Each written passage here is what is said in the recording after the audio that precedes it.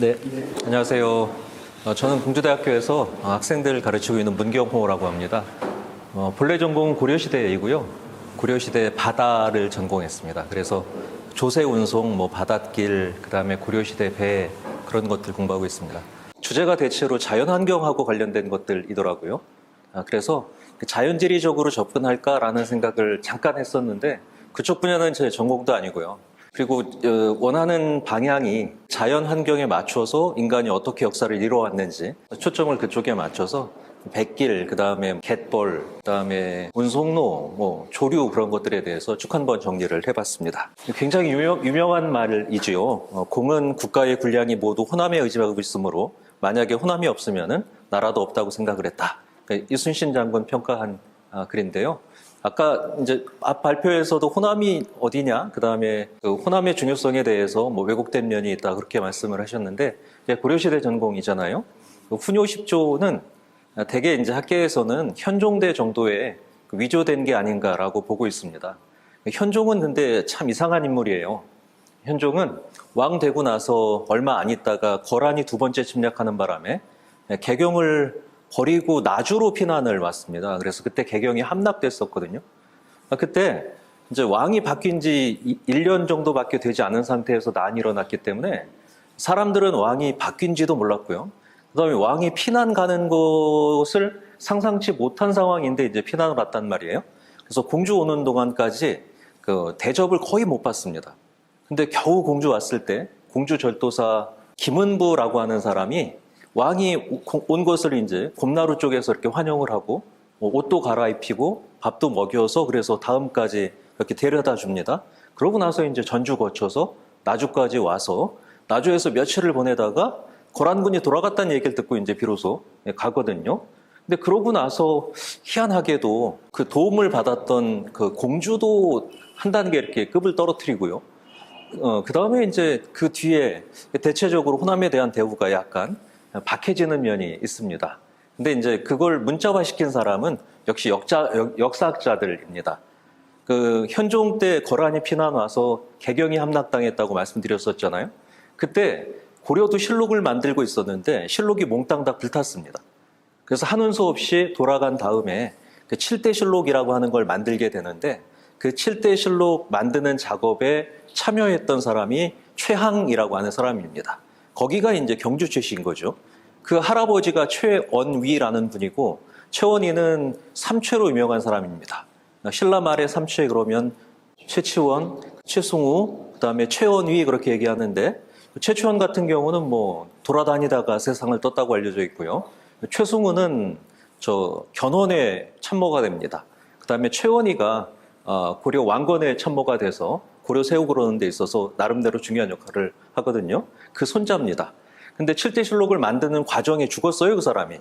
그래서 그 다음 작업을 누가 맡았냐면 최승로라고 그 성종한테 시무 28조 올렸던 그 손자가 최재안이라고 하는 사람인데 그 최재안이 이제 그 다음 작업을 맡아서 7대 실록을 만드는 과정에서 이 사람이 최항의 집을 이제 문서를 물려받기 위해서 가서 뒤졌는데 거기에 이제 훈요 10조가 있었다는 거예요. 그래서 그걸 그때 비로소 퍼뜨리고 그게 태조의 유조로 그 이후 왕들에게는 널리 퍼집니다. 그러니까 그 즈음에 만들어졌다고 친다면은 만약에 그걸 위조한 사람은 아마도 최재안이나 최항일 거고 그 둘은 다 본관이 경주입니다. 그러니까 애초에 신라 사람들이었기 때문에 이쪽 지역에 대해서 조금 불만이 있지 않았나라는 생각을 하고 있습니다. 그러면 고려가 세워진 다음에도 그렇게 분립의식이 있었는가? 옛날에 그 삼국이 통일될 때 우리 보통 사만 통일 그렇게 얘기를 했다고 하는데 고려가 세워질 때도 고구려 백제 신라 의식이 있었는가? 그건 있었던 것 같습니다. 어떻게 할 수 있느냐? 무신 정권기에 전국적으로 봉기가 일어나거든요. 전국적으로. 근데 그때 경주에서 봉기를 일으킨 사람이 이비패좌라는 사람인데 그 이비패좌는 신라 고흥을 외칩니다. 담양에서는 이연년이라는 사람이 그 형제가 봉기를 일으키는데 그 사람들이 외쳤던 건 백제부흥입니다. 심지어는 평양에서 최강수라고 하는 사람이 봉기를 일으켜서 고구려 부흥을 외칩니다. 그러니까 무신정권기까지 옛날에 우리 땅은 고구려 백제 신라 땅이었다라는 의식이 있었던 거예요. 그럼 이제 그게 없어진 게 언제냐? 그게 궁금하잖아요. 그거 없어진 거는 대몽황쟁기입니다. 그 대몽황쟁기에 전국적으로 전쟁이 일어나고 왕실이 강화도로 피난 가고 그러면서 아마 그때 전체적인 적을 막으면서 뭔가 이렇게 생긴 것 같아요. 그래서 그거 끝나고 난 다음에 원나라 간섭을 받았던 충렬왕 때가 되면 비로소 우리가 한 조상의 후손이다라고 하는 주장을 펴는 역사서가 2권이나 나옵니다. 그게 우리 많이 들어본 최초의 단군 신화가 실려져 있다는 삼국유사하고, 그 다음에 그 단군 이야기가 또 다른 버전으로 실려져 있는 제왕운기가 그렇습니다. 그리고 우리 단군이 하늘에 제사 지냈다고 하는 강화도 참성단은 아마도 고려 왕조가 강화도로 피난 왔을 때 즈음에 만들어진 것으로 추정을 하고 있습니다. 그렇게 본다면은 이 고구려백제 신라의식이라고 하는 게 비교적 굉장히 늦게까지 남아 있었고, 그걸 이제 통합하는 과정에서 국민 통합을 내세우는 과정에서 만들어진 혹은 뭐 수집된, 물론 수집됐을 겁니다. 창조된 건 아니고 그때 수집된 이야기가 아마도 단군의 건국 이야기고, 그게 아마 그 이후까지 영향을 많이 끼치지 않았을까라는 생각을 하고 있습니다. 그러니까 앞 얘기를 어떻게 하다 보니까 조금 길어졌는데요. 혼합 얘기가 나와서 얘기를 했습니다. 고려시대에는요, 고려시대에는 도제도가 처음 생깁니다. 도제도가. 그 전까지는 도라고 하는 개념은 없었습니다. 지금 우리 충청도, 경상도, 전라도 그 도 개념은 고려시대에 처음 생깁니다. 그 처음 생긴 거는 고려 성종 때 10도입니다. 근데 희한하게도요, 그 10도가 지금의 행정구역이랑 굉장히 유사합니다. 예를 들면은 충청도 땅은 하남도였습니다. 하남도라고 할 때 하는 아산만입니다. 아산만 아래쪽에 하남도. 그 다음에 전라북도 지역은 금강 아래잖아요. 여긴 강남도입니다. 그 다음에 전라남도 지역은 해양도입니다. 이게 이제 이렇게 세 개가 나뉘고요. 그 다음에 우리 옆에 이제 저 진주 쪽에는 산남도인가? 이렇게 생겨서 이 지금의 행정구역이랑 굉장히 유사하게 돼요. 그건 또 어떤 걸 의미하는 거냐면은 산과 강이 지금뿐만 아니라 그때에도 사람들의 생활권 내지 문화권을 엮는 데 있어서 굉장히 중요한 역할을 했다는 겁니다. 그리고 그 해양도라고 하는 이름은 전라도에서 오랫동안 기억해야 되는 이름입니다. 해양도의 해양은 전라남도 지역의 광주입니다. 나중에 무진주로 이름이 바뀌기는 했는데요. 무진주의 원이 되는, 근원이 되는 말이 해양입니다. 그래서 저 무신정권기에 천민 출신으로 권력을 잡았던 김준이라는 사람이 있죠. 그 김준에게 가는 배가, 고려시대 배가 강화도로 가다가 가라앉아서 그게 태안에서 발견이 되기도 했습니다. 그 김준이 나중에 해양후라고 하는 이제 후로 책봉이 되거든요. 근데 그 해양이 여기고요. 김준이 해양후가 된 거는 김준의 외가가 여기 있기 때문입니다. 그 다음에 뭐 다들 아시다시피 견훤이 후백제를 처음 세운 곳도 무진주 지역입니다. 이쪽 지역에서 세웠어요. 근데 저 생각해 봤습니다. 무진주에서 세웠으면 무진주에 계속 있을 것이지 어째서 위로 올라갔을까? 왜 그랬을까요? 그 희한하지 않습니까? 여기서 세력을 얻어서 여기서 나라를 세웠으면은 여기 딱 자리를 잡고 있으면 좋을 텐데 어째서 저 전주까지 올라갔을까요? 저는 제 생각입니다. 저는 이 전라남도 지역이랑 전라북도 지역의 약간의 정서가 달랐다고 생각을 해요. 그리고 후백제를 외쳤을 때 거기에 호응할 수 있었던 건 전라남도 지역이 아니라 전라북도 지역이라고 생각을 합니다. 실제로 익산 지역으로 백제가 수도를 옮기려고 했다라고 하는 얘기도 있죠. 그 무왕 시기에.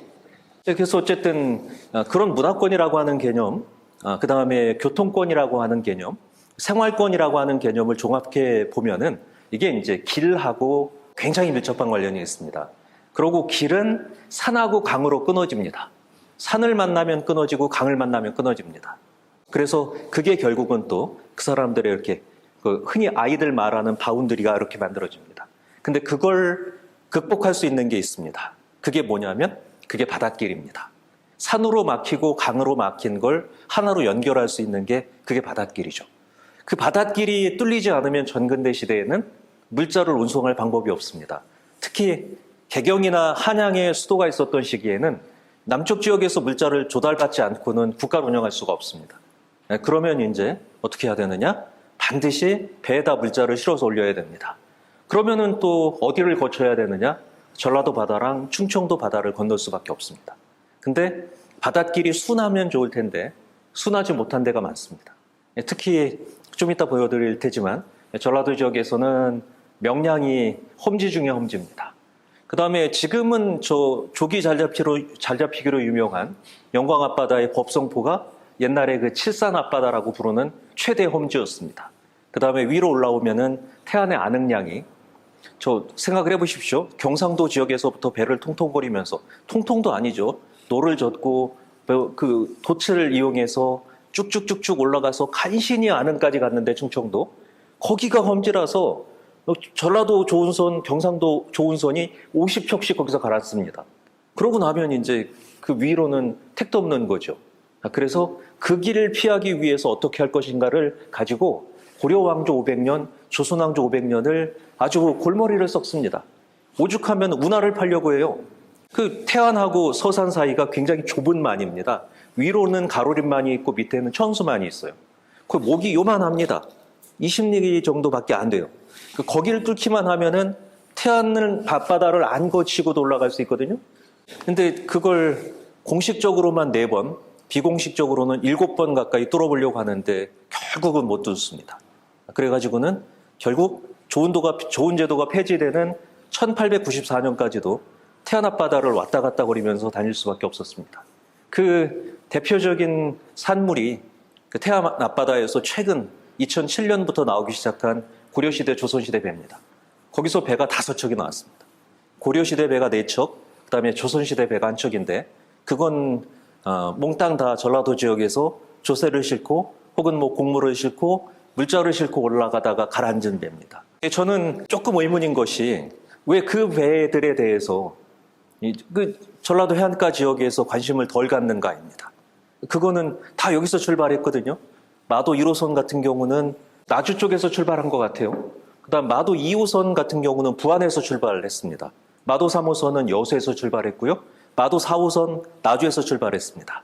그 다음에 태안선이라고 불리는 배는 강진에서 출발했습니다. 이거는요, 저는 통일되면 굉장히 좋은 소재가 될 것 같아요. 이 배들이 가라앉아서 못 갔잖아요, 개경까지. 그러니까 나주에서 배를 꾸려서 원래 가려고 했었던 개경까지 가는 퍼포먼스를 하는 거죠.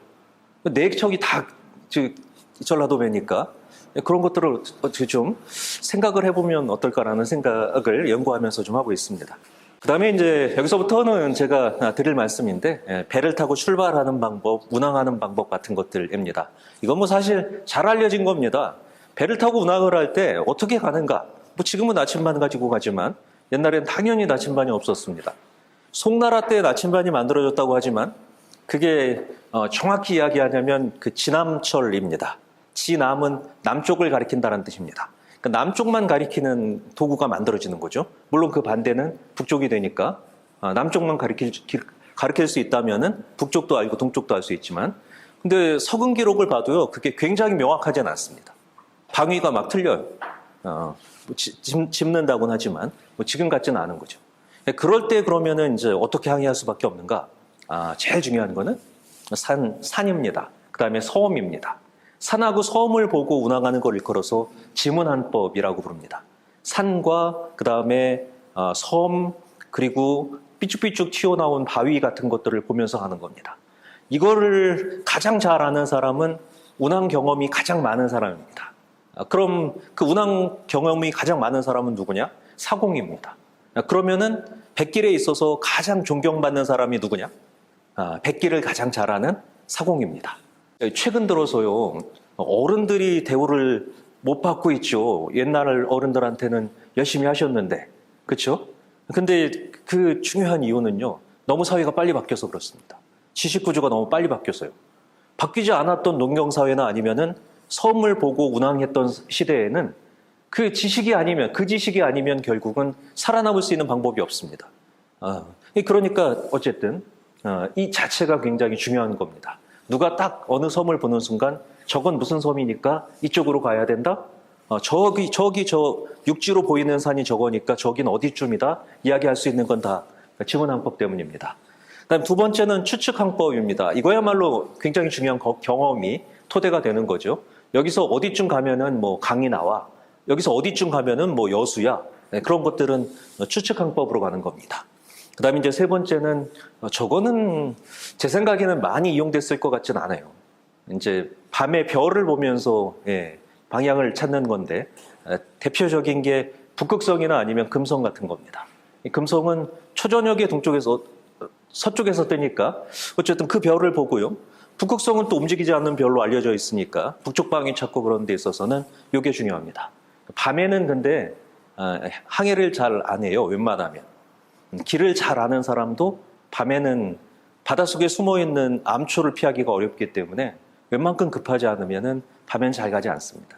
어쨌든 항해하는 방법은 이런 방법들이 있습니다.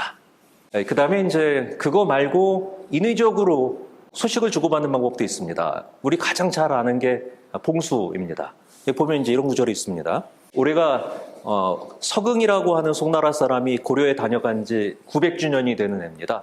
딱 1123년에 왔으니까요.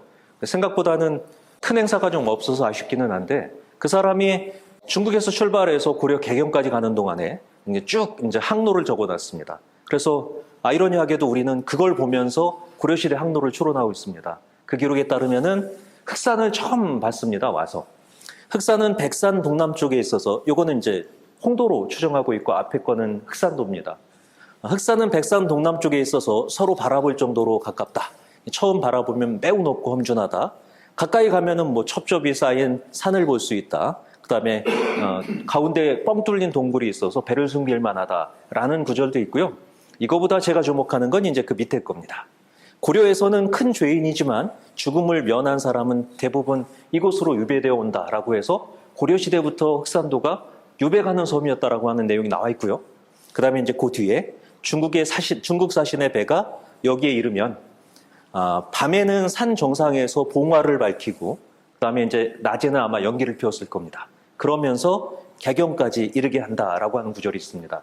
그러니까 아마도 이때도 중국 사신들이 온다고 하면은 뱃길에 있는 섬들이 각각 산 위에서 봉화를 피우고 연기를 피워서 개경까지 안내했을 것이라고 하는 걸 추론할 수 있습니다. 그래서 그러니까 정규 역사학자는 아닌데요. 김성호라고 하는 분이 비류백제의 기원과 뭐 어쩌고저쩌고 하는 책을 썼거든요. 근데 거기에 보면은 그분이 전국의 섬을 다 분석을 해서요. 섬 이름에 화자가 들어가는데 그 다음에 기대봉이라고 하는 지명이 있는 데를 다 연결을 했어요. 그랬더니 그게 이렇게 바다로 이어지는 길이 되더래요. 그래서 옛날 처음에 의도치 않게 만들었었던 그 천연 항표가 그게 아마도 그대로 지명에 남아서 지금의 뭐 불도, 화도, 기대봉 뭐 그런 이름이 됐다라고 설명을 하기도 했었는데 학계에서는 정식 수용은 하지 않고 있지만 저는 가능성이 있다고 봅니다. 그러니까 불을 피우면서 연기를 보면서 이동했다는 거죠. 그다음에 이제 연안항로 그러면은 그 흔적을 찾을 수 있는 가장 대표적인 가장 좋은 자료는 조운 관련 자료입니다. 조운은 국가 재정의 기본이기 때문에 국가에서는 어떤 형태로든 기록을 남겨놓으려고 쬐끔쬐끔하게 이렇게 기록을 남겨뒀습니다. 그래서 그 기록을 찾아가면은 고려시대, 조선시대 뱃길이 어떻게 이어졌는지를 이해할 수가 있습니다. 요게 이제 조운할 때 조자인데요. 글자는 하나지만 담고 있는 뜻은 많습니다. 저 조자는 지방에서 거둔 조세를 서울에 닿게 한다라고 하는 뜻이 있습니다. 그러니까 이 글자가 만들어질 때는 지방세금을 서울까지 가져간다라고 하는 개념이 있었던 거죠. 중국 같은 때는 춘추전국 시대부터 조운이 활용이 됩니다. 근데 우리나라에서 조운이 언제부터 시작되었는지는 솔직히 잘 모릅니다. 기원을 따라 올라가면 아마 이것도 조운이라고 볼 수 있을 겁니다. 811년 기사인데요. 태제부에서 일본입니다.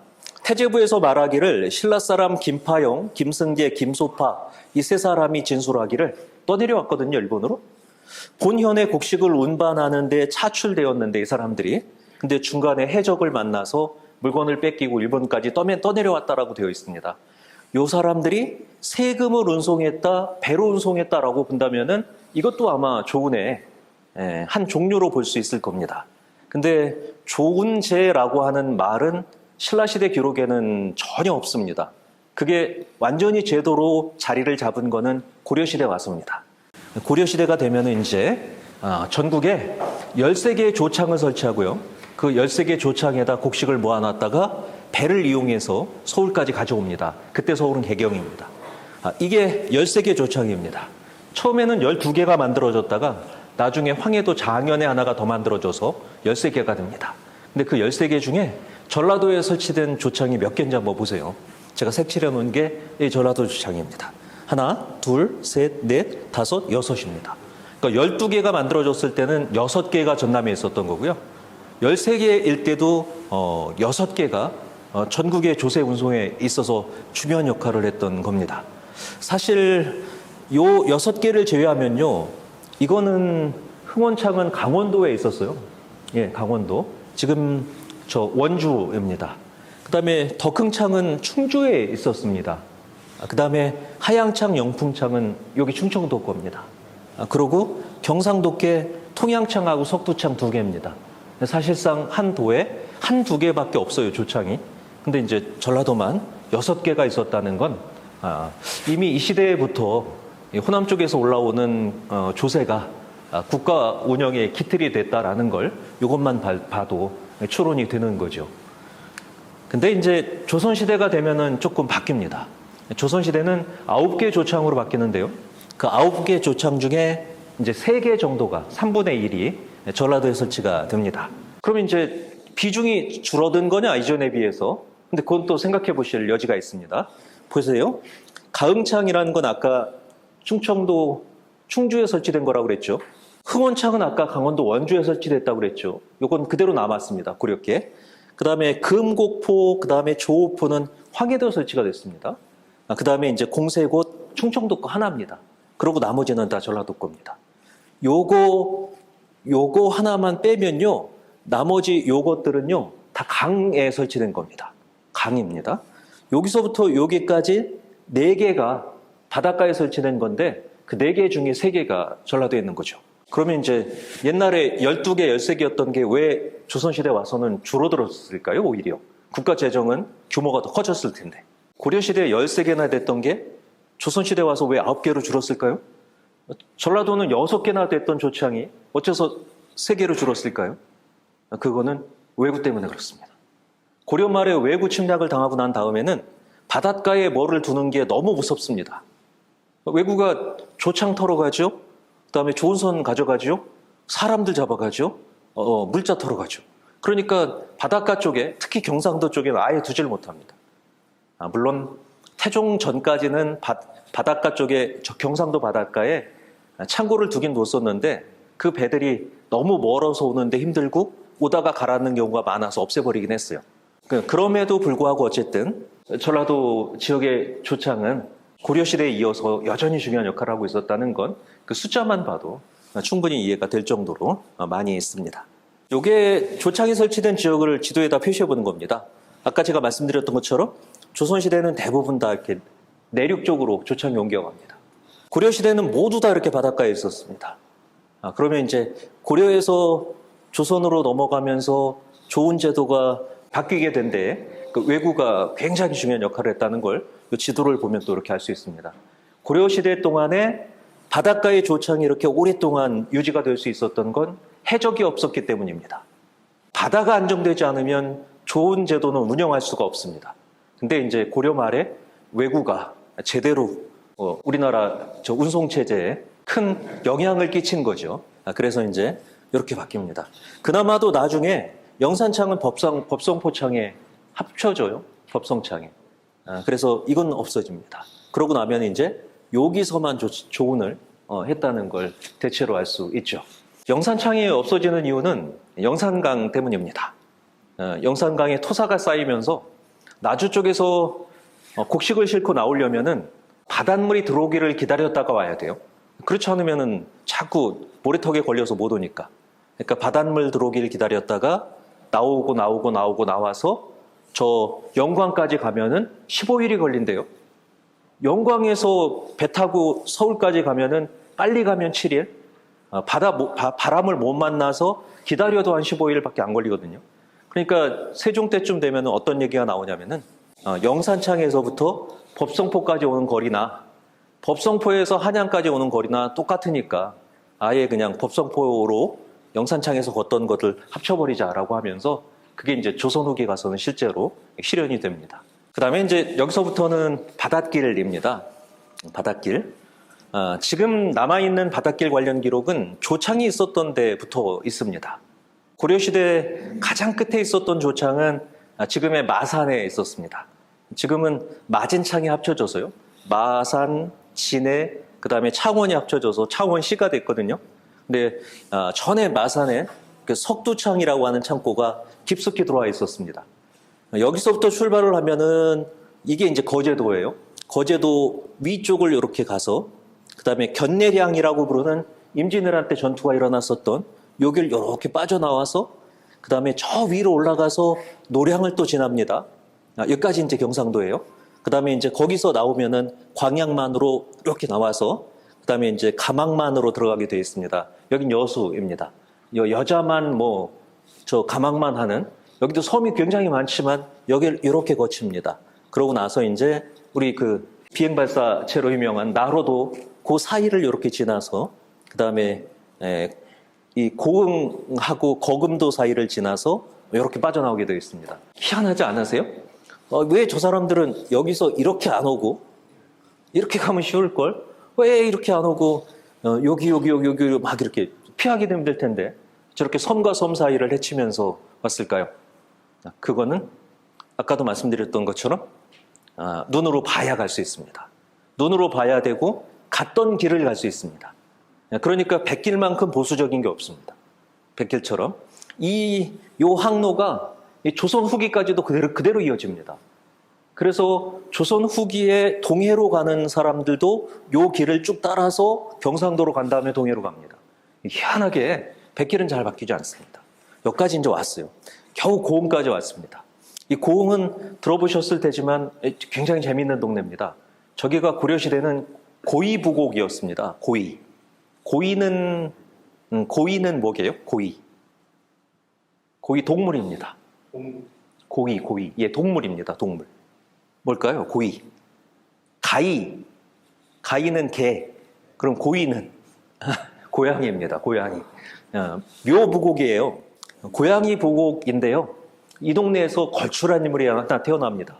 원나라 간섭기 때. 유청신이라는 사람입니다. 유청신은 고흥 부곡의 향리 출신인데 아주 몽골어를 잘해요. 그래서 보통 저 고려에서 몽골로 사신을 가면은 2번의 통역을 겪어야 됩니다. 이제 고려말을 중국어로 하면은 중국어를 몽골어로 바꾸는 사람이 있어요. 그렇게 이제 2번 터치해야 말이 되거든요. 근데 이 사람은 직통 대화가 가능합니다. 그러니까 쿠빌라이가 특별히 아껴요. 고려시대는요, 부곡 사람들이 향소부곡이라고 하는 동네가 일반 군현보다 좀 차별받던 데거든요. 부곡의 향리가 아무리 출세를 해도 정성이 될 수 없어요. 근데 이 유청신이라는 사람은 정성이 됩니다. 그 몽골어를 잘해서. 그래서 원간섭기 무신정권기에 바뀐 아주 중요한 역사적인 뭔가 흐름이 있다면은 이 시기에 신분을 뛰어넘는 출세가 많았다는 겁니다. 아까 김준도 원래 노비 출신인데 최고 권력자가 됐고요. 이 유청신이라는 사람도 원래는 고이부곡 사람인데 이 사람 정승이 됐고 자기가 살던 고이부곡은 승격이 돼요. 그래서 지금의 고흥현이 됩니다. 그러고 하도 총애를 받으니까 시급도 받습니다. 땅도. 그 땅을 어디다 받았냐면 천안에 받았습니다. 그래서 이 사람이 원나라에서 아주 좋은 호두 묘목을 사다가 천안에 심습니다. 그게 천안 호두 과자의 기원입니다. 예. 근데 이제 문제는 나중에 나쁜 일을 해요.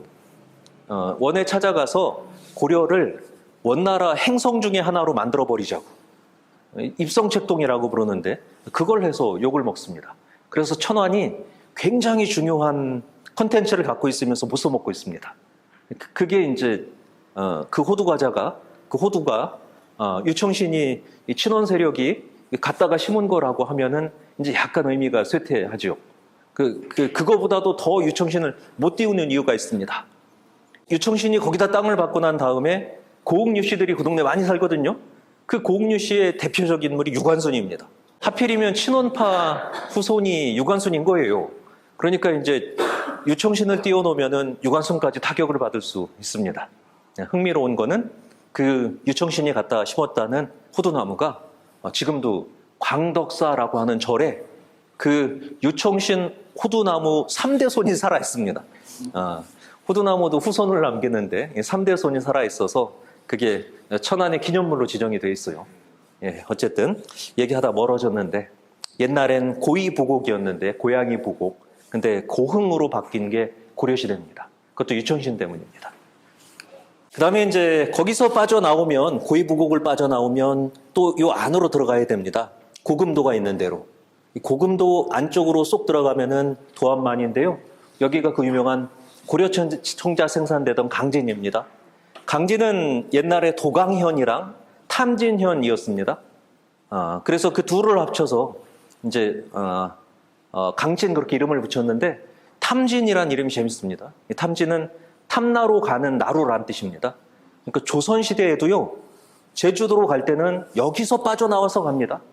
여기 요 남해 해남하고 강진 사이에 제주도로 가는 배가 출발하는 데가 있어요. 그래서 세 곳 중에 하나로 탐나로 가는 어쨌든 이름이 붙여진 데입니다. 거기서 이제 완도 사이를 빠져나오면은 어란양이라고 우수영 있었던데 거기를 이제 이렇게 올라와서 진도하고 그 다음에 영암 사이, 해남 사이 흔히 사람들이 그쵸 울돌목이라고 부르는 한자로는 명량 거기를 지나야 이 위로 이렇게 올라갈 수 있습니다. 여기도 참 한심해요. 이렇게 가면은 쉬울 걸. 요 섬과 섬 사이를 그 숨은 그림 찾기 하는 것처럼 이렇게 지나서 저 꼭대기에 올라가는데 저 길로 가야 조난되지 않습니다. 여기가 가장 이제 아이러니한 데죠. 우리 생각에 이순신 장군 명량해전 얘기를 들어보면 하루에도 물길이 4번 바뀐다는데 왜 저리 가나 그래? 이 동네 가서 인터뷰해 봤더니 여기를 지나오고 나면요 머리가 까맣던 사람도 하얗게 샌대요. 백길 바꾸느냐고. 근데 왜 자꾸 이리 가냐고요. 근데 그것도 이유가 있어요. 그 해류만 알면은 조류 바뀌는 것만 알면은 여기가 여기보다 안전해요. 여기가 세월호 사건 난 데잖아요. 여기는 이따가 보여드릴 테지만 바닷물이 정말 설명하지 못할 정도로 많이 들어왔다가 이렇게 엉켜요. 그러니까 이쪽으로는 갈 수가 없습니다. 그러고 이제 여길 쭉 올라가면은 증도하고 지도. 요 증도가 그 신안선 발견된 데입니다. 신안선이 올해로 발견된 지 700주년이 됩니다. 여기를 이렇게 빠져 올라가면 또 이제 아까 말씀드린 칠산도를 지나고 그 위로 올라가면 위도로 가게 됩니다. 저 칠산도는 조선 후기에 재밌는 기록이 있습니다. 저기가 조기가 많이 잡힌 데잖아요. 조기 잡이 배가 저 하늘에서 보면은 성냥갑에 성냥 꽂아놓은 것 같았대요. 얼마나 많은지. 또 물고기는 얼마나 많이 잡히는지 그물을 던져가지고 그렇게 건져 올리면은 배가 뒤집힐 정도로 잡혔대요. 농담이겠죠, 그죠? 과장이겠죠? 그 정도로 어쨌든 많이 잡혔던 데입니다. 거기를 지나야 이제 위로 올라갈 수가 있습니다. 그리고 이제 거기서 올라오면은 연도라고 하는 섬이 비인 앞바다에 있는데 여기는 다른 나라 배들도 표류를 많이 하던 데입니다. 청나라 배도 오고 저 일본 배도 오고 그 다음에 영국 배도 오고 막 그러던 데입니다. 1817년에는 야스다라고 하는 일본 사람이 탄 배가 조난해 왔는데요. 근데 그 사람이 그림재주가 있어요. 그래서 여기 와서 자기가 본 것들을 다 그림으로 남겨놨습니다. 조선 사람 얼굴, 조선 사람 배, 심지어 조선 사람이 부는 나팔까지. 그래서 본의 아니게 1800년대 조선 사람 모습을 그 사람 때문에 알게 됐습니다. 그 다음에 그 무렵에 또 영국 배가 다녀갔습니다. 비질이라고 하는 사람이 탄. 그리고 또 조금 있다가는 에머스토어가 이쪽으로 또 지나갔습니다. 감자요, 감자. 우리 고구마 들어온 건 아시죠? 고구마는 조음이 들어왔다고 알려져 있잖아요. 1700년대 후반에. 감자는 어디로 왔는지 여러 가지 설이 있거든요. 근데 그 중에 하나가 함경도로 산삼 훔치러 왔던 청나라 사람들이 간식으로 갖고 왔던 게 떨어져서 감자가 됐다라고 하는 설이 첫 번째 설이고요. 그다음에 두 번째 설이 1835년에 에머스토어에 탔던 사람 그 선장이 원산도 바로 옆에 섬인데요. 작은 섬인데 거기에 감자를 200개 심어놓고 갔대요. 실제로. 그래서 그게 감자의 기원이 됐다라고 하는 얘기도 있습니다. 여기가 어쨌든 또 많이 배가 표류하던 곳입니다. 거길 지나서 이제 어쩌저쩌 해서 안면도 서쪽으로 이렇게 오면은 이제 마의 삼각지대가 있습니다. 죽음의 지대. 여기가 그 유명한 안흥량입니다. 안흥량은 원래 이름이 난행량이었답니다. 난행, 다니기가 어려운 곳. 근데 하도 배가 뒤집히니까 이게 이름 때문인 것 같아요. 그래서 이름을 바꿨어요. 안흥으로. 편안할 안자에다가 일으키는 자. 그러니까 얼마나 절실했으면요. 그리고 그 위에는 안파사라고 하는 절을 세워서 늘 배가 잘 다니도록 기도를 하게 했습니다. 그런데도 불구하고 사고는 거의 끊이질 않습니다. 여기서만 일어나는 게 아니라 이 근처 전체에서 다 일어납니다. 여기를 지나야 이제 비로소 살아서 갔다라고 할 수 있습니다. 그러고 나면은 이제 지금 공항이 들어선 영종도하고 인천 사이를 올라가서 이 강화도 사이에 여기가 또 손돌목이라고 부르는 데인데 여길 지나서 고려시대는 병난도로 갔고 조선시대는 서울로 들어갔습니다. 이거 학자들 사이에 이견이 있어요. 왜 이쪽으로 안 가고 이쪽으로 갔느냐. 여기 험한 데인데 왜 이리 다녔느냐. 근데 여기도 이쪽이 훨씬 더 험합니다. 그리고 지금 이렇게 성모도라고 부르는 데는 섬 4개, 5개를 개간해서 합친 겁니다. 여기 섬과 섬 사이에 조류가 심해서요. 여기로 마음대로 다니지 못해요. 오히려 물 찼을 때 이리 가는 게 훨씬 더 낫습니다. 그래서 상식적으로 생각하는 거랑 당시 사람들이 생각하는 게 약간 달랐을 수 있습니다. 특히 배하고 관련된 거는. 그래서 그거는 무조건 빠른 길을 잇는 게 아니라 배가 다녔던 곳을 찾는 게 굉장히 중요합니다. 근데 안타깝게도 다녔던 분들은 이제 기록을 안 남겨놨어요. 거길 잘 다녔던 분들은. 그러니까 기록을 통해서 파악할 수 있는 건 한도가 있어요. 고려시대 기록은 그래서 제일 잘 남아있는 게 서긍이 남겨놓은 길 자료입니다. 서긍이. 근데 희한한, 안타깝게도 서긍이 적어놓은 섬 이름이 지금까지 이어지는 게 거의 없습니다. 그래서 그거 찾는 게 역사학자들한테는 이제 골머리 썩기예요. 서긍이 고섬섬이라고 써놨어요. 고섬섬. 고섬섬이 뭔가? 근데 그 밑에다 설명을 조금 써놨습니다. 생긴 게 고슴도치처럼 생겨서 고섬섬이다. 그러면 우리 섬 중에 고슴도치처럼 생긴 섬이 있느냐? 있습니다. 전라북도 위도라고 하는 섬이 그 위자가 고슴도치 위자입니다. 하늘에서 보면 정말 고슴도치처럼 생겼습니다. 그러니까 그런 식으로 찾아가야 돼요. 그거는 그나마도 축복받은 지명이고 대부분의 지명은 우리가 아는 거랑은 다르게 되어 있습니다. 흑산은 명확하네요. 흑산이라고 적어놨으니까. 그거 말고는 이제 알 수 있는 기록이 별로 없고요. 그 다음에 이제 간혹 선비들이 유람하면서 지나가면서 시 지어놓은 것들이 있어요. 영종도 지나가면서 시 짓고, 뭐 강화도 지나가면서 시 짓고 그래는 그거 갖고 조금씩 알 수 있고요. 그 다음에 완전한 기록은 조선시대 와서 적혀져 있습니다. 조선시대 증보문헌비고나 아니면은 해도지 뭐 그런 그 책들에 보면은 어디 사이로 이렇게 간다라고 하는 것이 있는데 그게 이제 아까 제가 복원한 그 백길 거기에 이제 반영된 것입니다. 아마도 거기서 크게 바뀌지 않았을 겁니다. 그리고 이제 이거는 일제강점기 이후에 저 강진에서 생산한 옹기를 전라도 경상도 지역에 갖다 판 할아버지가 계세요. 그분이 이제 자기 뱃길을 증언으로 남겨놓은 것들이 있습니다. 요건데요. 강진에서 출발해서 마량이라고 하는 여기 아까 우리 지났던 데잖아요. 거길 지나가지고 이제 이리 옵니다. 그래서 고흥의 녹도항으로 온 것까지는 비슷하고요. 이리 올라가서 전에는 저리도 올라갔었는데 조금 더 빠르게 갑니다. 여수까지. 그래서 아까 제가 보여드린 것보다는 길이 조금 단조로워졌죠. 그러니까 이거는 일제강점기 이후에 항해가 조금 더 발달하면서 뱃길이 이렇게 바뀌지 않았을까 생각을 하고 있습니다. 요것도 그분이 이번에는 경상도까지 갈 때 뱃길을 어떻게 이용했는가를 그림으로 표시해 놓은 건데 이건 훨씬 더 용감하게 가십니다. 훨씬 더 용감하게.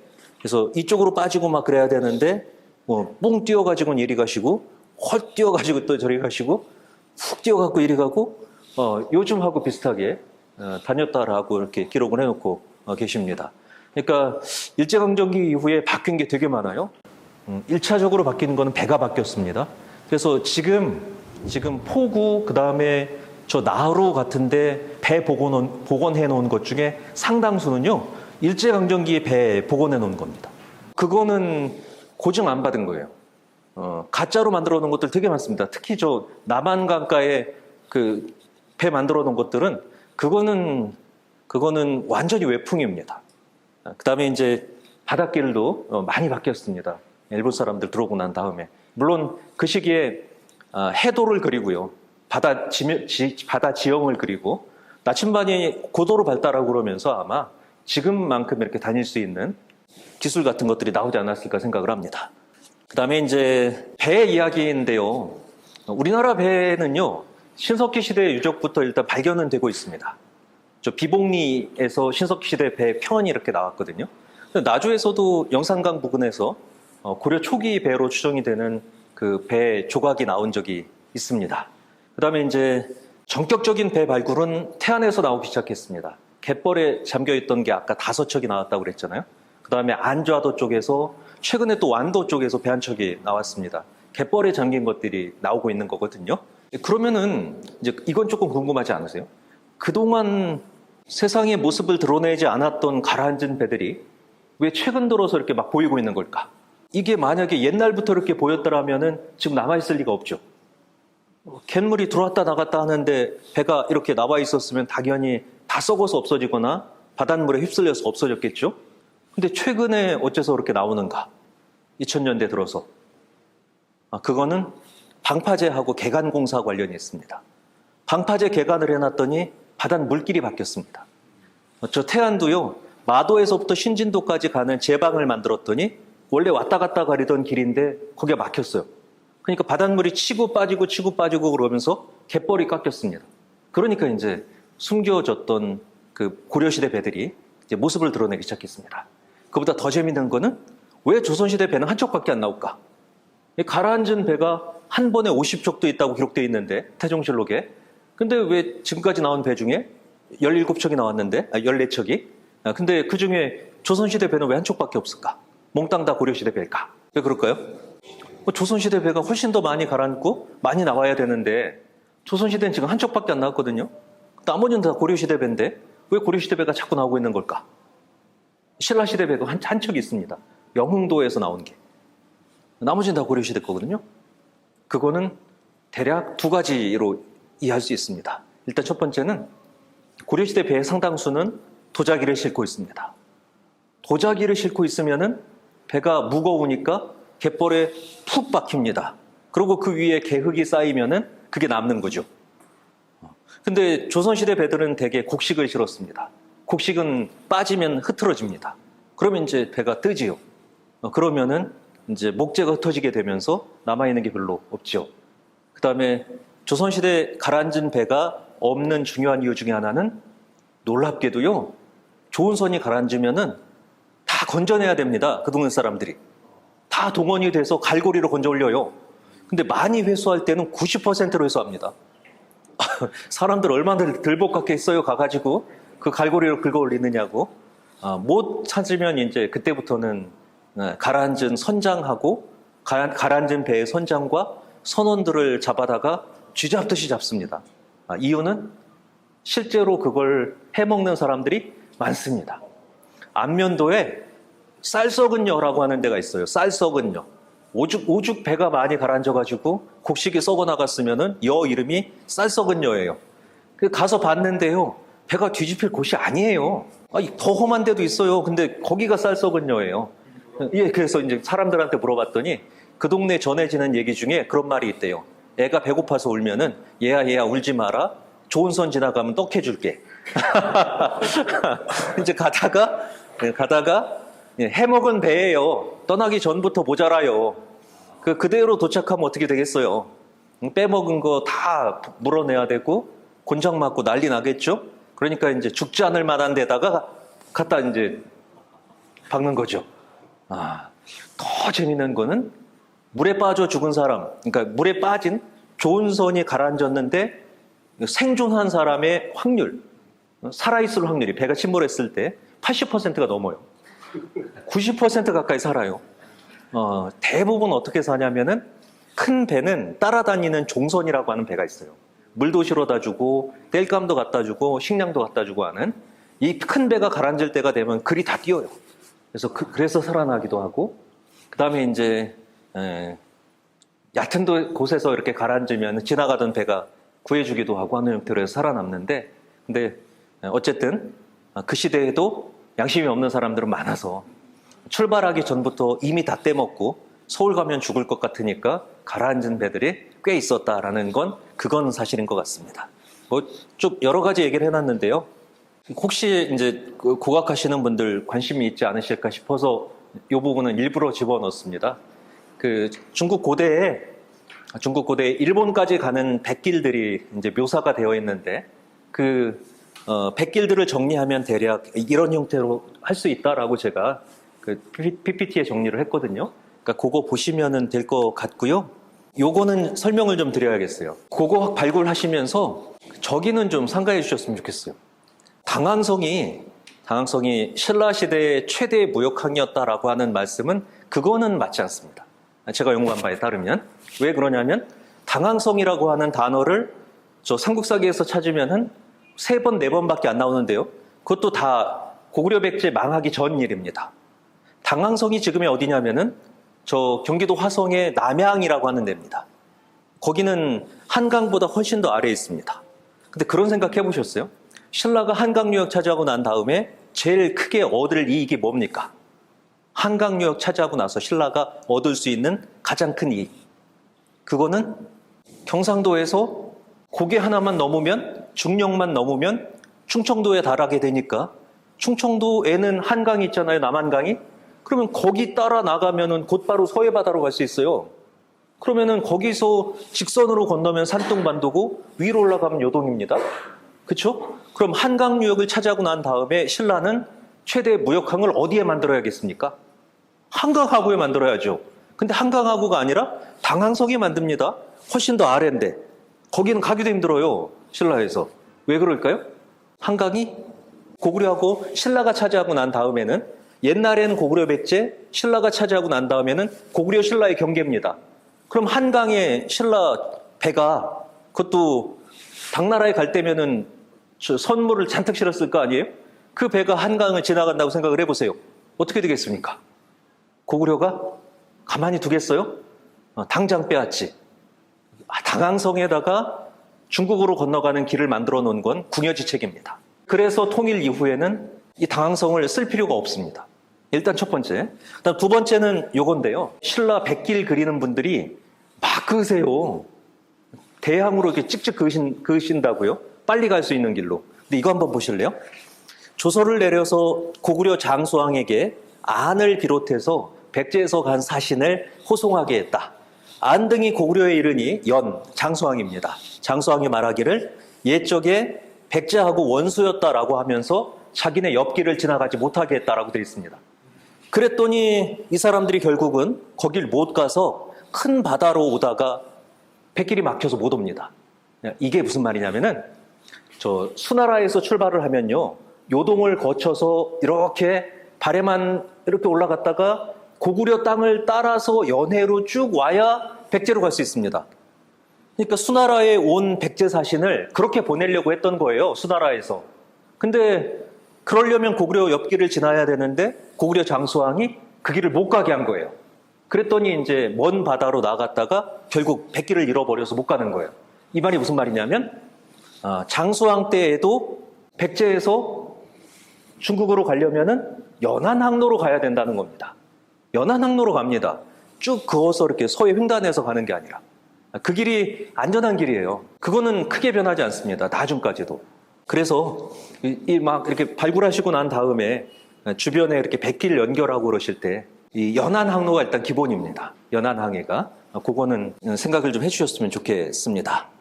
그 다음에 이제 입당 구법 순례행기에 나오는 것도 여기는 이제 저 산둥반도 쪽에서 이렇게 건너오기는 합니다.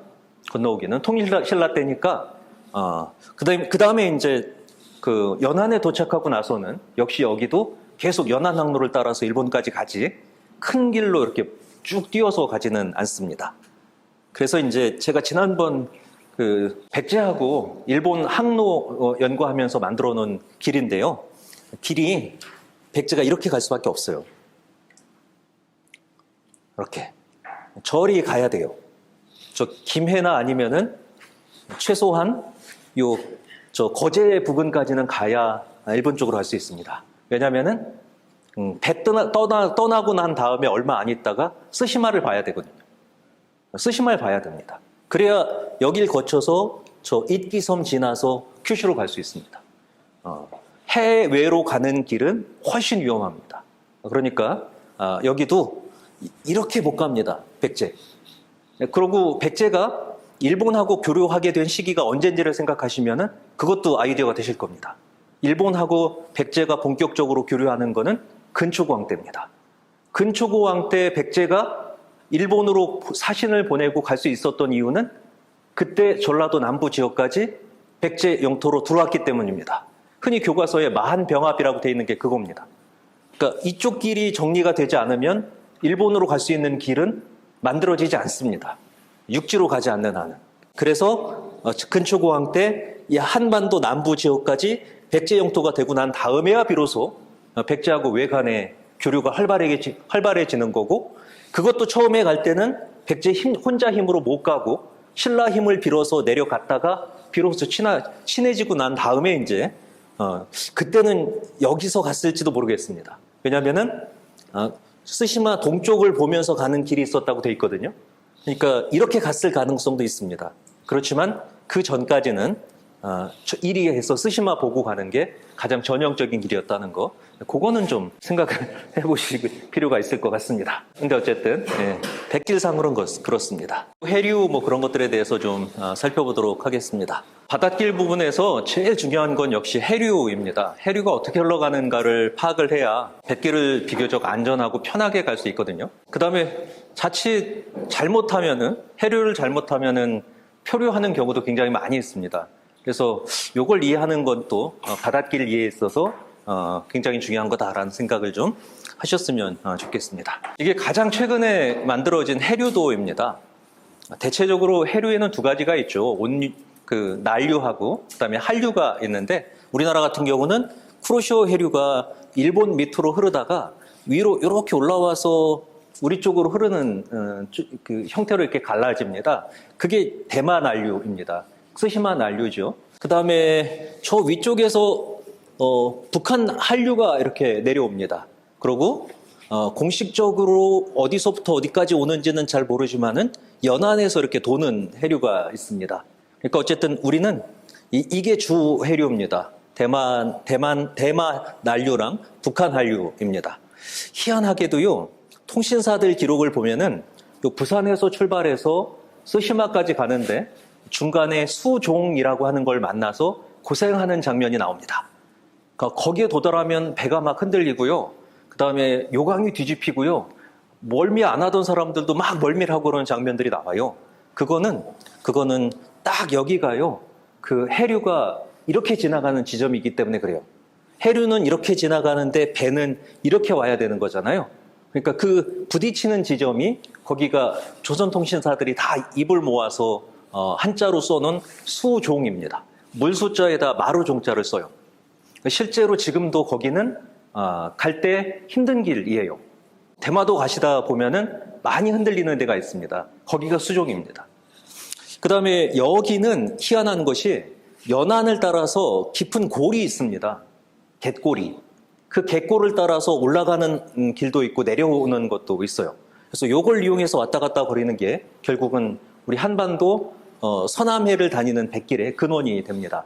올라갈 때 쉽게 올라갈 수 있고 내려올 때 내려올 수 있습니다. 그 시기를 잘 맞춰야 이제 고생을 덜하고 왔다 갔다 할 수 있는 거죠. 이 말은 또 무슨 말이 되냐면요, 이쪽에서 배를 타고 가면은 해류만 잘 만나면 어디까지 가는 데는 고생을 덜 한다는 얘기가 돼요.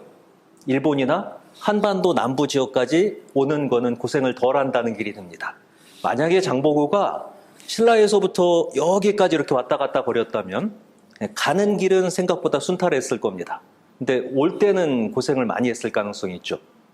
조금 아까 제가 서긍이란 사람 말씀을 드렸는데 서긍이 고려까지 오는 데는 19일 정도밖에 안 걸립니다.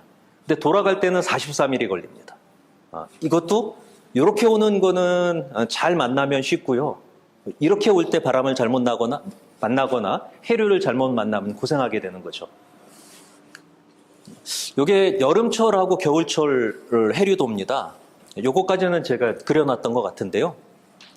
중국에서 특히 절강에서 닝보라고 부르는 데잖아요. 영파. 여기서 배를 타고 오는 때는 여름이 훨씬 더 수월합니다. 여름에 백기를 타고 이렇게 올라오면은 연안까지 올라가는 길이 수월하죠. 근데 이제 거꾸로 겨울철에 오려면은 여기서 떠난다고 생각을 해보세요. 양쯔강에서 가자마자부터 내려가는 길을 만납니다. 그렇죠? 그러니까 이거 거슬러 가야 돼요. 여기 와서도 올라가기가 쉽지 않습니다. 그러니까 왜 조세를 겨울철에 걷어서 여름 이전까지 보내게 했는지 이걸 알아야 설명이 됩니다. 가을 겨울이 되면은 위에서부터 내려오는 해류 때문에 배를 거슬러 올라가기가 쉽지 않습니다. 그러니까 아무리 늦어도 장마 전까지 옮기는 게 가장 안전한 거죠. 7월, 8월에는 생각보다 쉽게 갈 수 있어요. 근데 문제는 이제 비 때문이죠. 태풍. 그것 때문에 장마 전까지 어쨌든 조세를 운송하게 되어 있습니다. 그래서 고려시대 기록이나 조선시대 기록이나 다 이렇게 되어 있어요. 조세는 11월 달에 창고를 열어서 조세를 받기 시작해서 1월 달에는 창고를 닫고, 그러니까 걷는 걸 마감하고 2월부터 출발을 해서 아무리 멀어도 5월까지는 끝낸다라고 되어 있는데 5월이 음력이니까 그때는 우리로 치면 이제 6월이고 6월은 장마 시작될 무렵이니까 장마 시작 전에 끝내야 된다라는 말로 이해하면은 그게 틀리지 않을 겁니다. 그 다음에 이제 이거는 제가 더 집어넣은 건데요. 나중에 더 드릴게요. 봄, 여름, 가을, 겨울 해류입니다. 근데 이 안에서는 뭐 크게 바뀌는 게 없어서. 예. 그 다음에 이제 요게 재밌는 자료인데요. 빨간 거는 물이 들어올 때 물이 들어오는 방향이고요. 파란 거는 물이 나갈 때 물이 나가는 방향입니다. 자세히 보시면은 우리가 험로라고 하는 데가 왜 험로인지 알 수 있죠. 여기도 보시면은 여기가 진도인데 진도 위아래로 물이 잔뜩 들어와요. 그러니까 차라리 여기 지나가는 게 나은 거예요. 아까 울돌목. 그렇죠? 그다음에 여기도 요리 지나가야 되는 거예요. 아까 제가 섬과 섬 사이를 왜 지나다녔는지 이해가 안 된다고 말씀드렸잖아요. 요 안으로 들어가야 비교적 안전합니다. 바깥은 오히려 더 험해요. 그리고 요 길을 따라서 이렇게 오면은 이제 여기가 험해요 또. 그래서 요 바깥으로 가야 됩니다. 요 안면도는요, 연구 거리가 있는 데입니다. 안면도는 여기서 이제 안면도까지는 잘 안 가보셔서 이렇게 별로 관심이 없으실 수도 있는데 안면도 가서 사람들 인터뷰를 해보면요, 안면도는 원래 섬이 아니었답니다. 안면 곧이었대요. 근데 1368년에 김유라고 하는 사람이 충청도 관찰사였는데 그 사람이 주민들의 건의를 받아들여서 끊어가지고 섬이 됐다라고 되어 있습니다. 그러면은 왜 끊었을까 생각을 해보셔야 되죠, 그죠? 왜 굳이 육지로 돼 있는데 끊었을까? 사람들은 떨어져 있는 섬까지도 메워가지고 육지를 만들려고 하는데 왜 굳이 육지를 뚫어서 섬을 만들었을까? 그러면 이제 사람들은 뭐라고 하냐면은 이 바깥길이 험하기 때문에 안으로 가려고 뚫었다라고 합니다. 근데 해류를 보면은 꽝이죠. 이 안으로 들어가면 죽습니다. 물길이 세서. 실제로 1800년대 가라앉은 배는요, 여기서 대다수가 가라앉았어요. 들어가는 입구에서. 그러면은 여기를 뚫어야 되는 이유는 하나밖에 없습니다. 여기를 왔다 갔다 거리지 않는 사람들의 요구입니다. 그거는 어딘가? 요 안쪽이죠. 여기가 홍성해미 결성에 해당이 됩니다. 이쪽 사람들의 편의가 결국은 이걸 뚫지 않았을까라는 생각을 해보는 거죠. 별얘기하는 사람들 다 있어요. 외구가 하도 안면도로 쳐들어오니까 들어오지 못하게 하려고 뚫었다는 사람도 있고요. 끊었다는 사람도 있고. 그 다음에 요 안쪽에 뭔가가 있어가지고 군사시설이 있어서 그거 편하게 하려고 뚫었다는 사람도 있고 그런데, 근데 제 상식에는 맞지 않습니다. 그리고 여길 뚫었으면은 일이 다닌 흔적이 보여야 되잖아요. 조선 후기 기록도 다 바깥으로 가지 안면도 안으로 들어가는 경우는 없습니다. 그럼 이제 안면도 안으로 들어가면은 뭐가 좋으냐? 그건 아까 제가 말씀드렸던 것처럼 운하가 뚫렸을 경우는 그리 다녀야 됩니다. 여기를 뚫으려고 했던 거거든요, 여기. 여기가 지금 많이 개간이 돼서 넓어졌지, 실제로는 굉장히 좁은 목입니다. 거기를 뚫으면 이제 왔다 갔다 거릴 수 있는 거예요. 그때는 이 안으로 들어가야 되죠. 그거 말고는 방법이 없는데, 근데 어쨌든 이쪽 분들은 열심히 1638년에 연도까지 딱 돼서 그때 뚫었다라고 말씀을 하고 계십니다. 제가 반론을 제기했었는데, 근데 뭐 때문에 못했냐면은 가서 봤더니요, 지명이 남아 있어요. 판개. 판개가 뭐예요? 갯벌을 파냈다는 뜻이잖아요. 그러니까 할 말이 없더라고요, 동네 사람들이. 여기가 판개요 그러는데 뭐라고 하겠어요, 제가. 그래서 그 다음부터 이제 얘기를 못했는데, 어쨌든 여기는 좋은 노상에서 그렇게 섬을 끊을 정도로 중요한 지점은 아닙니다. 오히려 바깥으로 가는 게 훨씬 더 낫지. 그 다음에 여기가 그 유명한 그 안흥량이라고 부르는 최악의 지대예요. 여기 넘어가서부터 여기까지는 무시로 안개가 나타나고 무시로 파도가 치고 해서 왔다 갔다 거리기 굉장히 힘든 곳입니다. 들어가는 게 이렇다면은 빠지는 곳도 비슷합니다. 그래서 험지는 계속해서 험지가 됩니다. 그 다음에 이제 대조차인데요. 서해보다는 남해가 훨씬 더 대조차가 적어요. 훨씬 더 적습니다. 제일 많은 데는 저 강화도 쪽입니다. 보통 바닷물이 강을 따라서 이렇게 들어오는 데를 감조하천이라고 부르는데, 감조하천. 근데 생각보다 바닷물이 많이 거슬러 올라와요. 영산강 같은 경우는 나주 가까이까지 쑥 올라왔다가 빠집니다. 그럼 금강은 어디까지 오느냐? 금강은 부여 규암리까지 옵니다. 부여 규암리까지. 그리고 부여 규암리에서부터 공주까지는 그거는 노를 이용하던가 아니면 돛을 이용해 올라갈 수 있습니다. 그래서 저는 한때 그런 생각 해본 적이 있습니다. 저 백제 사람들이 부여로 수도를 옮긴 중요한 이유 중에 하나가 이제 외적이 쳐들어오는 걸 좀 안심하게 되면서 뱃길이 편한 대로 간 게 아닌가. 근데 결국은 그게 또 백제를 멸망시키는 계기가 돼요. 당나라 군대가 금강 하구에 왔다가 조수를 따라서 부여까지 들어가거든요. 그러니까 이것도 참 아이러니한 겁니다. 근데 지금은 저 금강에는 배 못 다닙니다. 하구뚝을 만들어 놔서 여기는 이제 더 이상은 배가 못 다니는 데가 됐습니다. 서울도 광흥창 가까이까지 한강물이 들어갑니다. 만약에 그냥 그대로 두면은. 그러니까 거기도 조세를 싣고 가면 이제 그 길 따라서 들어가면 어렵지 않게 바닷물 이용해서 왔다 갔다 거릴 수 있습니다.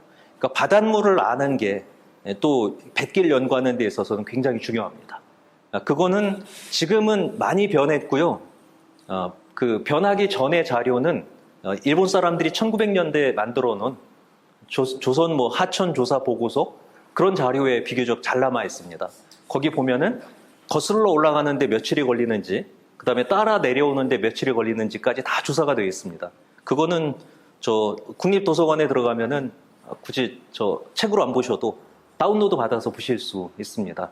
그래서 혹시 필요하신 분들은 그것도 이제 활용하시면 연구하시는데 도움이 되지 않을까 생각이 됩니다. 그리고 이제 대조차가 많은 요 곳에서 또 주로 조난 사고도 또 많이 일어납니다. 그러니까 배가 발견되는 곳은 주로 또 이런 곳이기도 합니다. 저게 대조차를 표시한 겁니다. 이게 이제 바닷물에 들어갔다 나갔다 영향을 받는 데인데, 여기는 그래도 덜 받지요. 바다 색깔이 덜 변한 거 보니까. 근데 이쪽은 색깔이 많이 변했죠. 그러니까 여기는 간조 차이가 큽니다. 수심도 낮은데. 이거는 풍향 정리한 건데요. 이것도 드린 자료에는 없고 나중에 제가 넣은 건데 여기다 복사해 놓고 하겠습니다. 한번 보십시오. 봄, 여름, 가을, 겨울별로 바람이 어떻게 변하는가 합니다. 우리나라가 여기니까 바람의 영향을 요걸 갖고 보기는 조금 어렵지만은, 아까 우리 얘기했었던 그 황해에서 이렇게 횡단해서 가는 길, 그 다음에 육지를 저 위로 이렇게 거슬러 올라가는 길, 그것하고 바람이 어떤 영향이 있는지는 자세히 보시면 쬐끔쬐끔은 도움이 될 만하다고 생각이 됩니다. 그 다음에 이거는 서울에서 만든 자료인데요. 그래서 이제 전국으로 다 적용하기는 조금 어려운데 이것도 제가 마지막에 넣은 자료입니다. 대충 보시면은 바람 방향을 파악하는 데 도움이 됩니다. 이게 봄인데요. 봄에는 바람이 이렇게 붑니다. 그러니까 서남 쪽에서 조세를 가지고 싣고 올라오면은 봄에는 바람의 영향을 받을 수 있습니다. 그래서 이 바람 타고 이렇게 올라가면 되는 거죠. 그 다음에 이제 여름이면은 역시 남쪽에서 그렇게 가는 게 가능합니다.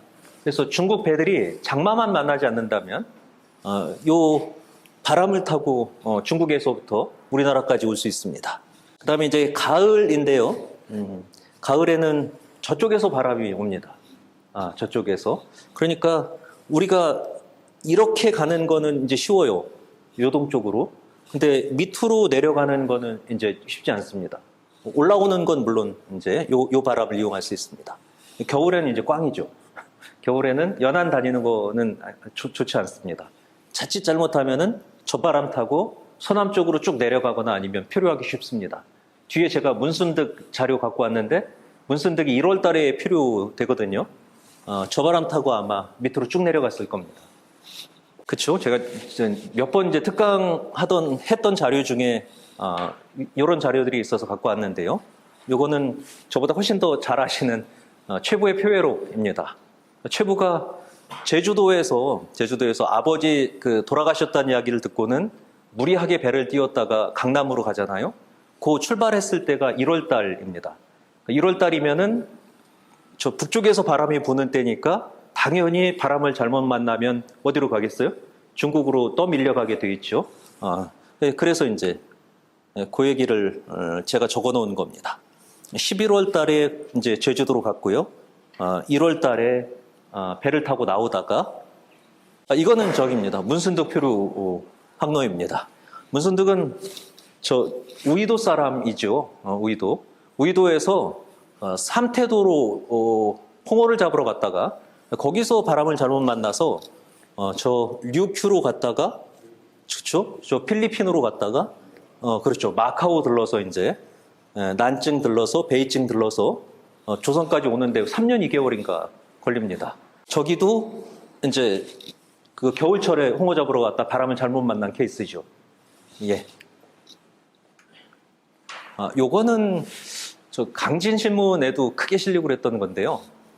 1827년 9월에 강진에서 출발을 해서 충청도 은진으로 가려고 했던 상선이 있었던 모양입니다. 근데 그 배가 9월 달에 배를 타고 떠났는데 9월 바람을 잘못 만나서 역시 쭉 밀려갖고는 나가사키 쪽으로 갑니다. 우리나라 쪽에서 일본으로 표류를 하면요. 일본에서 받아주는 데가 두 곳이 있습니다. 하나는 나가사키 쪽이고 하나는 스시판 쪽입니다. 근데 어디에 표류하든 간에 조선으로 들어올 때는 스시마를 거쳐야 들어올 수 있습니다. 이건 이제 나가사키에 잡혀 있을 때 그때 거기에 와 있었던 시볼트라고 하는 독일 사람이 조선 사람의 복장하고 그들이 갖고 있었던 물건하고 배하고 같은 것들을 다 그림으로 그려놓은 겁니다. 우리는 우리 모습을 제대로 못 그렸지만은 이 사람들은 이제 제3자 입장에서 어떻게 생겼는지를 다 보고 그린 거죠. 여기 보면은 이렇게 털모자 쓴 사람도 있고, 갓 쓴 사람도 있고, 상투도 이렇게 맨 사람이 있고, 그 다음에 더벅머리 이렇게 댕게 맨 사람도 있고 그렇습니다. 요건 사람들이 입고 있었던 옷과 물건들입니다. 뱃사람들이라고 결코 가난하지 않아요. 이렇게 보니까 부채도 제법 괜찮은 것들을 갖고 있고요. 그 다음에 신발도 남학신이 아닌 신발, 집신이 아닌 신발을 신고 있는 것 같고요. 그 다음에 그 옆에는 이제 또 이 사람들이 갖고 있었던 술병인데, 이거 자세히 보시면 술병 바깥에 그물 같은 걸 이렇게 둘렀어요. 왜 그러냐면은 배에서 저것들이 부딪히면 깨지잖아요.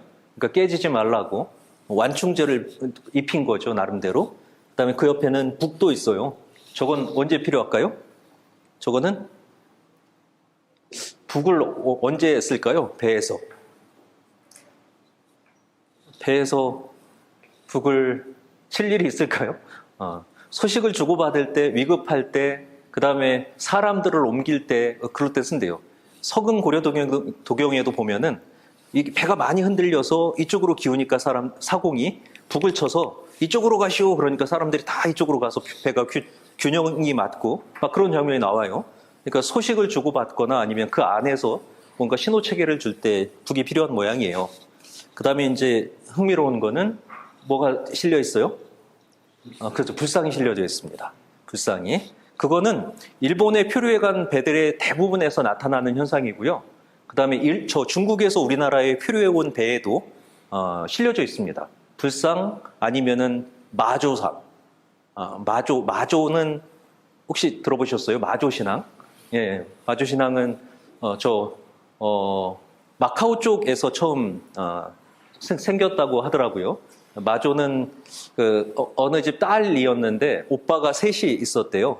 근데 어느 날 마조가 꿈을 꾸면서 이렇게 잠꼬대 비슷한 걸 하길래 그 부모가 놀래서 깨웠는데 근데 마조가 그랬대요.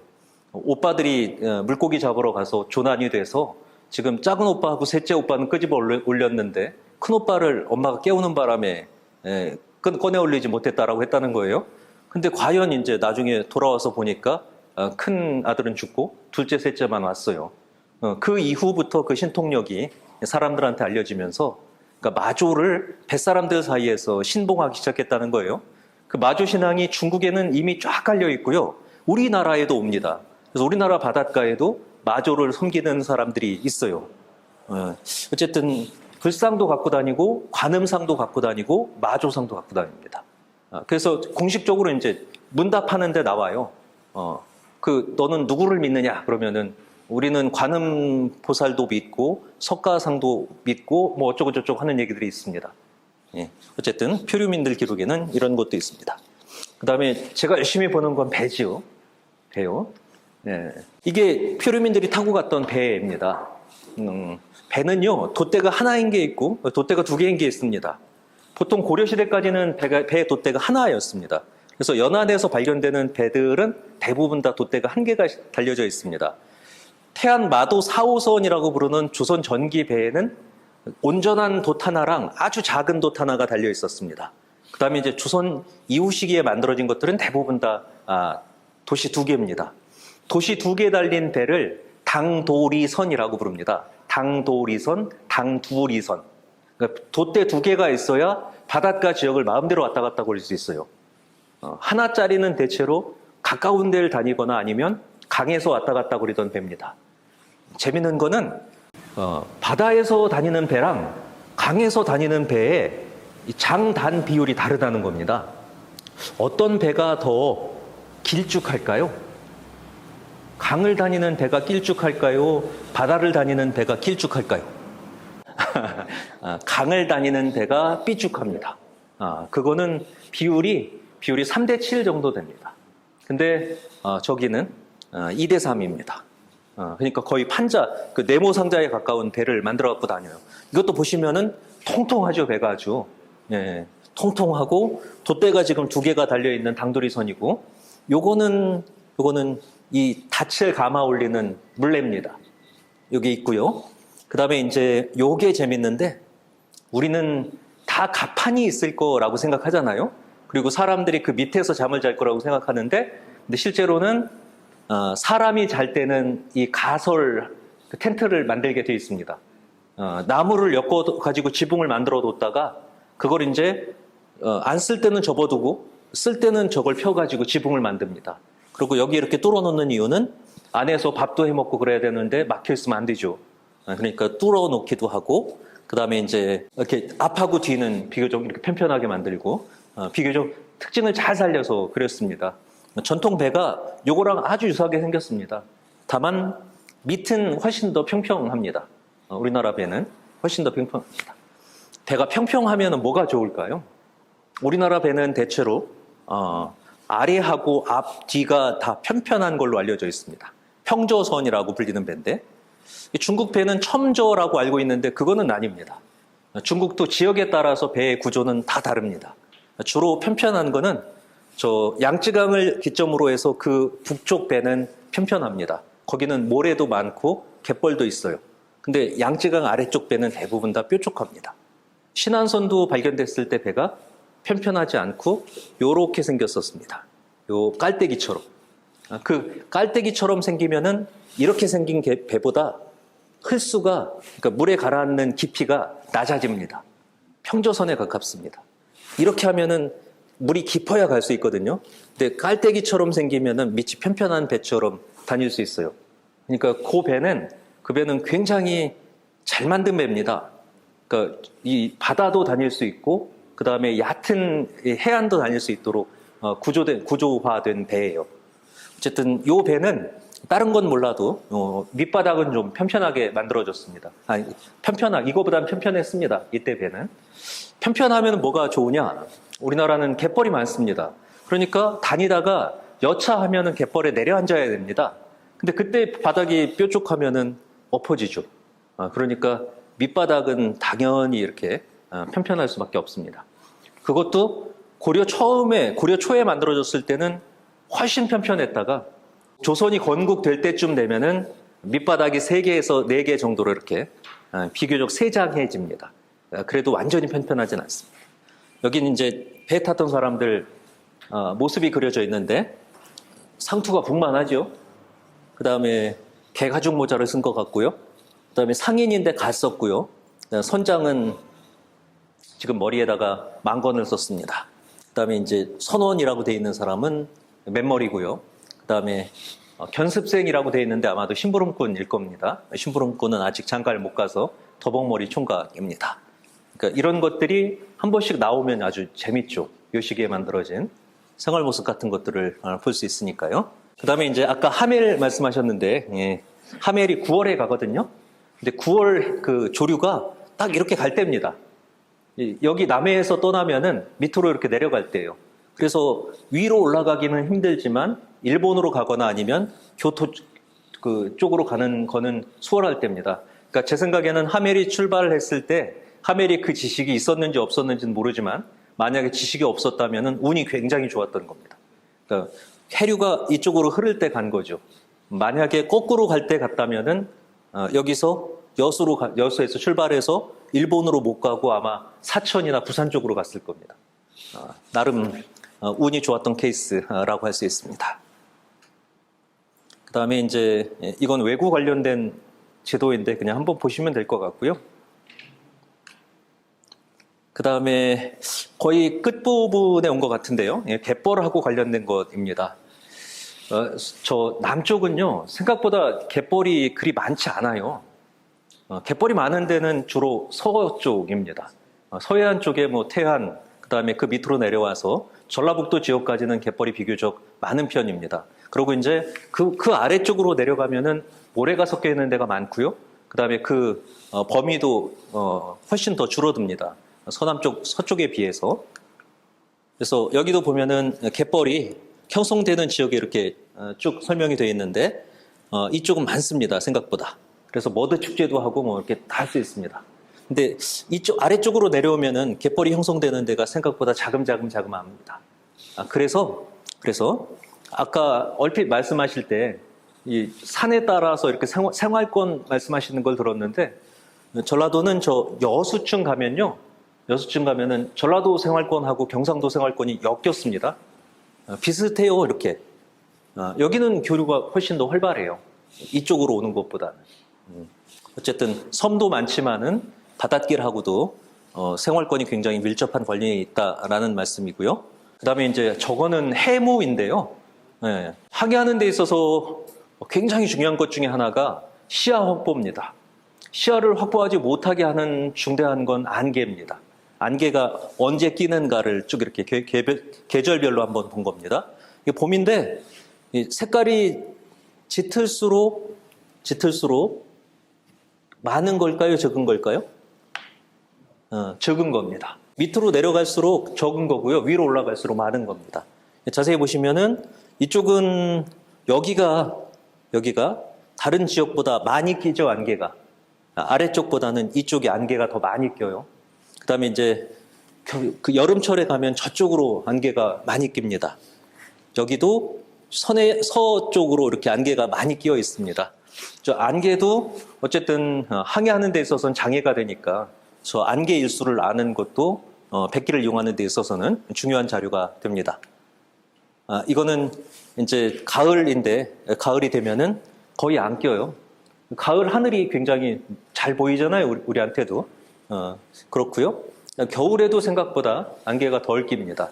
그러니까 안개가 많이 끼는 시기는 봄하고 여름철이고요. 근데 그때가 또 하필이면 항해가 많은 때라서 그 안개를 제대로 파악 못해서 가라앉은 배들도 꽤 많이 있습니다. 그 다음에 이제 어장도는 생략하고요.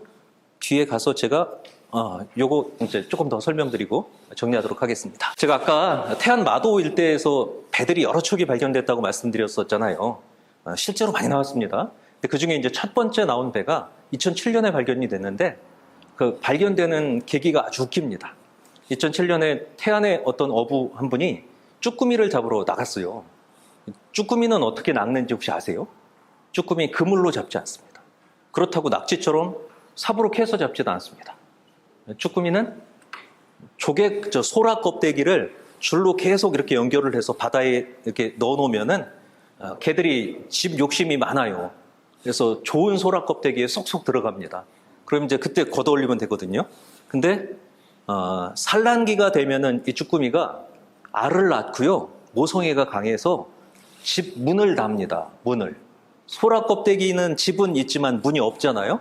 그러니까 조개 껍데기를 가져다가 이렇게 막아요. 근데 제일 좋아하는 거는 가리비예요. 가리비는 얇고 넓으니까 갖다 이렇게 막으면 쫙 막히죠. 그죠? 그래서 가리비로 이렇게 막힌 쭈꾸미들이 많이 올라와요.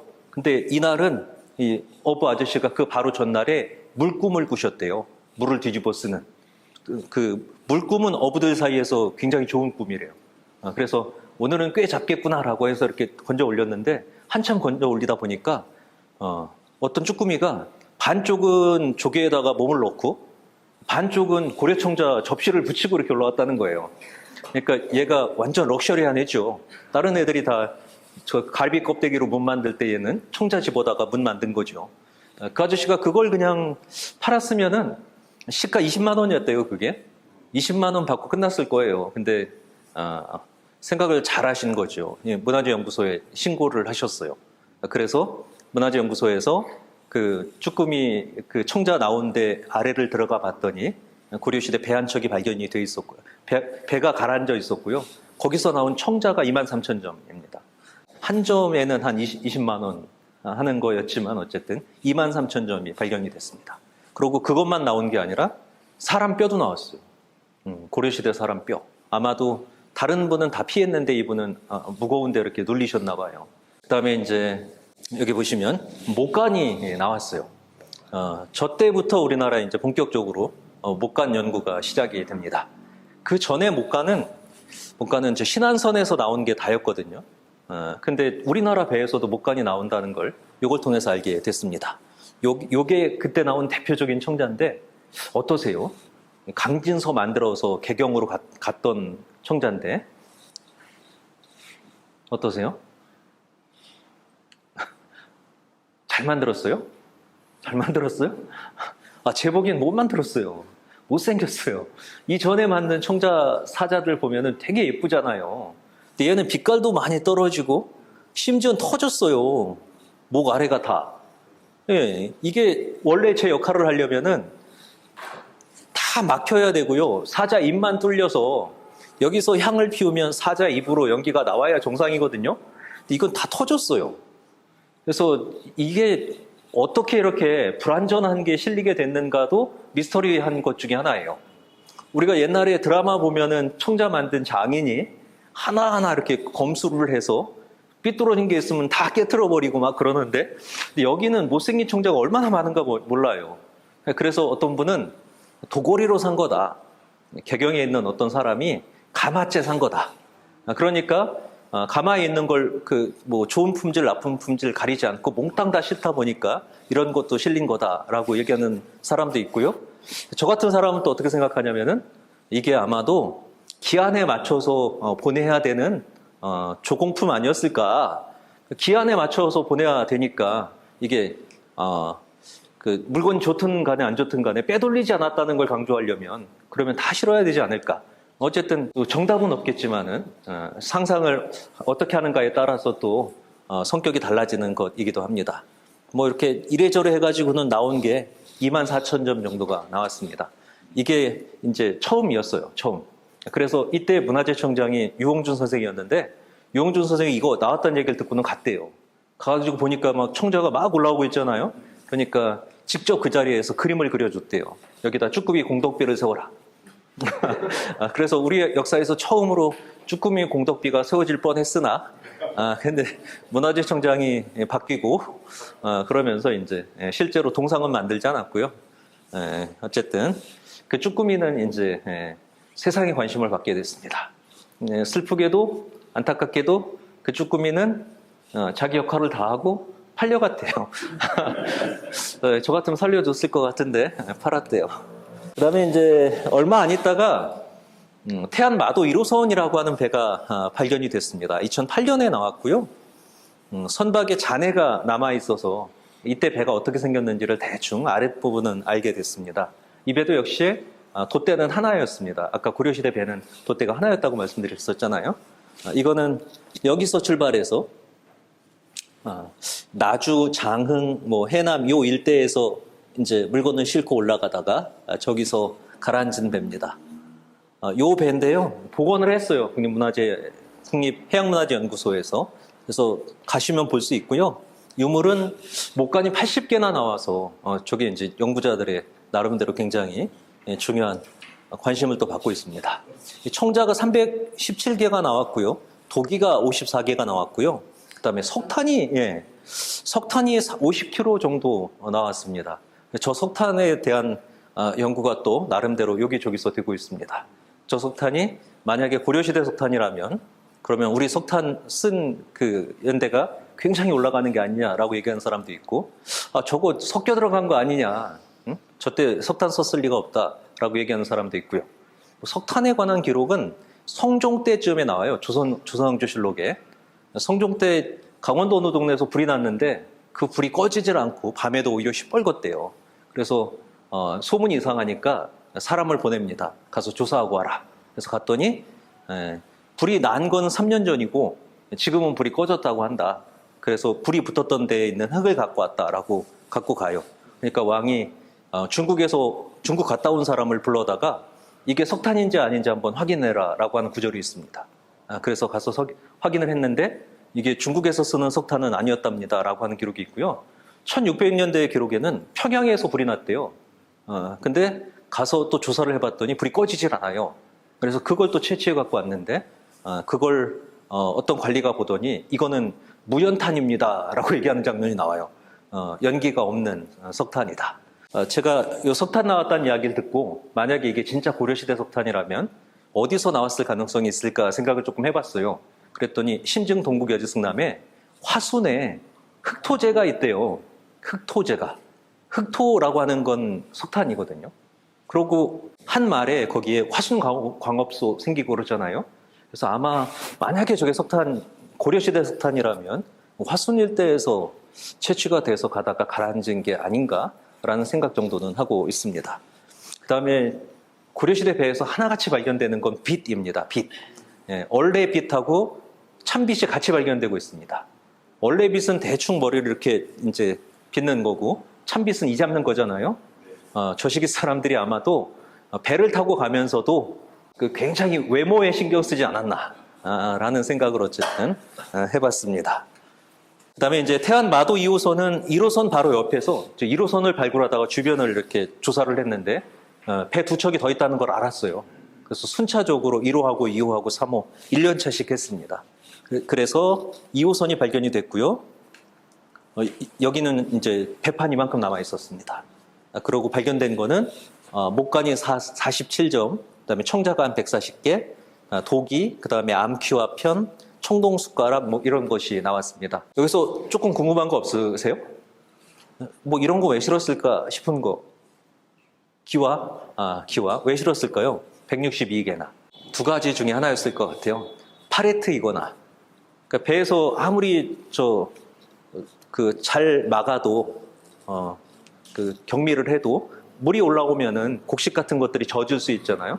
그러니까 나무를 밑에다 까는데 거기에 이렇게 같이 고정시키는 도구가 아니었으면은 배는 한 가운데 돛대 아래에 어느 배든 다 부엌이 있습니다. 어느 배든요, 전통 배는 돛대 아래에 바로 부엌이 있습니다. 부엌이 있으면은 불을 펴야 되죠.